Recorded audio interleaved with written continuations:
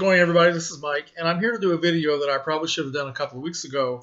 My friends James and Ian, also known as DVD Collector 1974 and Forkerball, did a video called their top 10 actors pre-1960. Okay, and I should have done it. As Ian reminded me this morning, I really should need to get this done.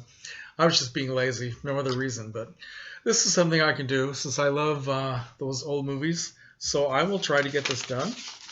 And I'm going to do a little bit differently. Instead of ranking them all, which is kind of difficult for me to do, I'm just going to talk about 9 great actors and then give you my number 1 from that era. Okay? So I'm going to start out with 4 men who are the absolute legends of the horror genre. Okay?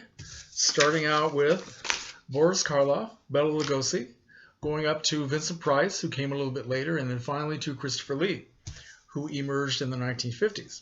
So let's start with Bela Lugosi, who had been working as an actor in films. I think he did stage work before this, but he worked as an actor in films beginning in 1917 in his native Hungary and then in Germany, and finally came to the United States. And it took him a long time to be established as a leading man. That actually happened when he started doing the role of Dracula sometime in the late 1920s. And he was lucky enough to be cast in the film in 1931 for Universal Pictures. And that's what made him an overnight star. I mean, from then on, he was Dracula, and he still is. But he did a variety of things all the way through the decades. And the same year, in 1931, another film was made called Frankenstein. It came out a few months after Dracula did. Big year for horror. And that was starring Boris Karloff, who had been in films since 1916 in his native England. And then later on, I think he went to Canada, finally made it into the United States, changed his name. Well, Bela Lugosi changed his name too. And finally got his category forever as Frankenstein. And of course, both of these wonderful men, they made a lot of horror films during the 1930s and 1940s. They worked together several times, beginning in 1934 with The Black Cat, a great film made at Universal. The following year, they made The Raven.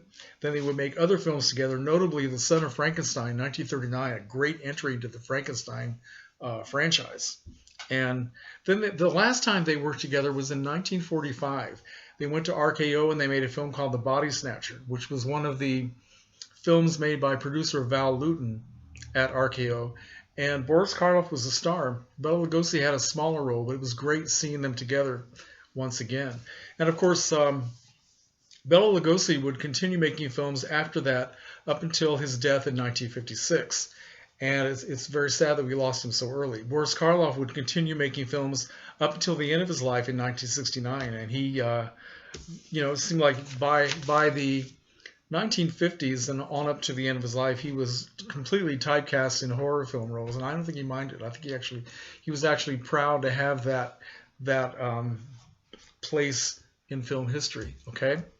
So Vincent Price comes next. Now, Vincent Price also started out in the 1930s doing a variety of films, was never really associated with horror films, even though he did, let's see, 1939 he did a film called The Tower of London, which also had Boris Karloff.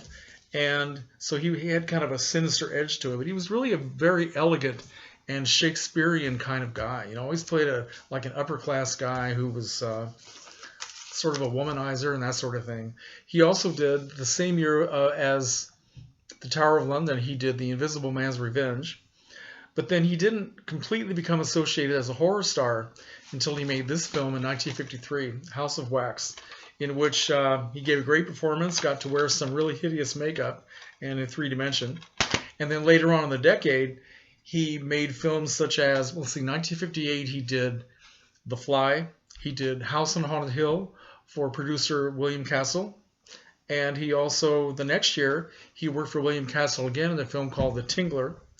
And he also made The Return of the Fly. And he made another film, which really wasn't a horror film, it was kind of a mystery film called The Bat, which is one of my favorites. Now, the thing about Vincent Price, now I love the guy. He's a great actor and I love his films. But I never felt that he was a scary guy in himself. He was just kind of a normal guy. He may have had a slightly sinister edge to him in films like House on Haunted Hill. He was actually a very good guy in The Tingler, but there were a lot of really scary and horrific things going on around him. Now in the 60s that would change, but we're just going up to 1960. And so the number 4 horror star was, of course, Mr. Christopher Lee, who was an English actor who started working in 1948 in English films, made a variety of things all the way up into the 1950s. And when Hammer Films decided to start remaking all of the Universal classic horror films, starting in 1957 with The Curse of Frankenstein, they chose Christopher Lee to play the monster, and he put his own mark on that character, and it was fantastic. The following year, he made even more of an impression when he did the remake of Dracula, which, of course, in this country, America, is called The Horror of Dracula. And he would follow that up in 1959 with his characterization of the Mummy. And if he had done nothing else besides those 3 films, I mean, he would be considered a horror legend just for that. But he would go on and make more and more films in the 60s and the 70s. And unfortunately, he died just a couple of years ago, and it's a great loss because so many of us love him. I mean, really love him as an actor and as a person. He also, in 1958 or 59, he did a film called Corridors of Blood, in which he co-starred with Boris Karloff. So that's interesting. That was one of 2 times that they played together. Okay, so those are my first 4. I'd like to go to the complete other side of the film spectrum and go to musicals. And a lot of you don't really care about Hollywood musicals, but I happen to like them. And I'm going to pick 2 of the greatest male actors in Hollywood musicals of all time, and it has to be nobody else but Fred Astaire and Gene Kelly. Now, Fred Astaire was a stage performer with his sister Adele, and he finally made his debut in films in 1933 at MGM in a film called Dancing Lady. And no, he did not play the title role. He was a supporting actor, basically just playing himself. And Joan Crawford was the dancing lady of the title. So he was seen to very good advantage. He basically didn't do anything but just have a few lines of dialogue as himself and then do some dance numbers with Miss Crawford. And then the same year, he went over to RKO and he made a film called Flying Down to Rio with a young actress named Ginger Rogers, who had already been in several films starting out in the very early 1930s. And after that, they were a smash hit. They made 10 films together and became legendary. And Fred Astaire also worked with some of the greatest dancers in films, such as Eleanor Powell, Rita Hayworth, Judy Garland, Ann Miller, Vera Ellen, Sid Charisse, Leslie Caron, and he would continue to be a top dancing star all the way up to the end of the 1950s. Even though the Hollywood musical was falling out of fashion as the 50s progressed, Fred Astaire was still a major, major star in films like Daddy Longlegs and Silk Stockings. And he ended the decade by playing a very good dramatic role in a film called On the Beach, 1959. Okay? Now, as far as Gene Kelly, he's quite a bit younger than Fred Astaire. And he made his film debut in 1942 at MGM in a film called For Me and My Gal, co-starring Judy Garland. And he would also do some dramatic roles for the studio and be loaned out to other studios like Columbia to do classic films like CoverGirl with Rita Hayworth. And he would make films at MGM like I'm forgetting everything now. He did Anchors Away with Frank Sinatra and Kathryn Grayson. He did An American in Paris, which he also co-directed. He did, let's see, I'm really drawing a blank here. The Pirate with Judy Garland. He would also work with Judy Garland again in Summer Stock in 1950. And he would continue making a lot of really great musical films. Of course, Singing in the Rain. How could I not remember that? Singing in the Rain, 1952, one of the best musicals of all time, which he also co-directed. Actually, he did not co-direct An American in Paris. That was directed by Vincent Minnelli, but he was the director of the choreography. And he also worked with a lot of great dancers. He worked with Rita Hayworth, of course, Judy Garland, Ann Miller, Vera Ellen, Sid Charisse, Leslie Caron. And, he continued being a top star all the way through most of the 1950s, although, with the end of the musical as being a great genre, kind of like Fred Astaire, his career started to kind of thin out after the end of the 1950s, but we won't go into that. He's still a legendary star for all the things he accomplished. Okay, so those are my two favorite musical stars. Now I'm going to go back into the 1950s with three actors who got their start in the 50s.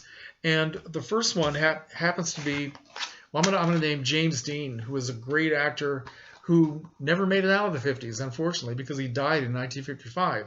James Dean is always going to be famous for these three classic films he did: East of Eden, Rebel Without a Cause, which is one of my all-time favorites, and Giant. Now, Rebel Without a Cause and Giant were both released after he had died, so his legend was just kind of set, even before these things were shown to anybody. And it's very sad that we lost him. It would be interesting to find out what he would have turned into and developed into as if he had made it to be a man in his 30s and 40s and 50s, but we don't know. My second actor of the 1950s is associated with James Dean because he made his debut in Rebel Without a Cause, and that is Sal Mineo, who was quite a bit younger than James Dean. He was only 15 when he made that film, and he became kind of a star overnight. He was nominated for a Best Supporting Actress award for that film, and over the next several years he would kind of refine the character that he played in that movie, the character of Plato, the troubled juvenile delinquent kid who is associated with violence. And he would be known as the Switchblade Kid because he was so adept at playing these ethnic juvenile delinquents. And he would finally start to break out of that pattern a little bit by the end of the decade when he made a film called The Gene Krupa Story, where it was an autobiographical film of the great drummer, and he did a very, very good job. And actually, Sal Mineo peaked pretty much at the end of the decade. He would make one more great film in 1960, a film called Exodus, and then after that he would struggle for the rest of his career. And very sadly, he would die young at the age of 37 when he was mysteriously murdered. Okay, so that's Sal Mineo. And then finally, my third actor from that decade is another one of my favorites. That's John Cassavetes, who started out, he did a lot of live television in the early 50s and stage work. And he also made his film debut in 1951 in a film called 14 Hours, very, very small role.